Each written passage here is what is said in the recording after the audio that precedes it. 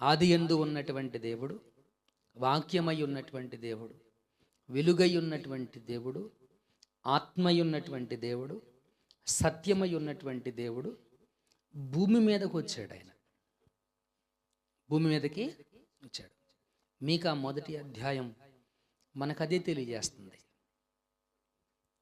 ఆకాశంలో సింహాసనం మీద ఉన్నటువంటి దేవుడు భూమి మీదకి, భూ దిగంతముల మీదకి, భూమి అంతముల వరకు కూడాను ఆయన వచ్చాడు, రాబోతున్నాడు అని మీకా ప్రవక్త ప్రవచించటం అనేటువంటిది మనం చూస్తూ ఉంటున్నాం. యూదా బెత్లెహేమ, యూదా ప్రధానులు నువ్వు ఎంత మాత్రము స్వల్పమైన ధనవు కాదు. కాబట్టి దేవుడు భూమి మీదకి వచ్చాడు.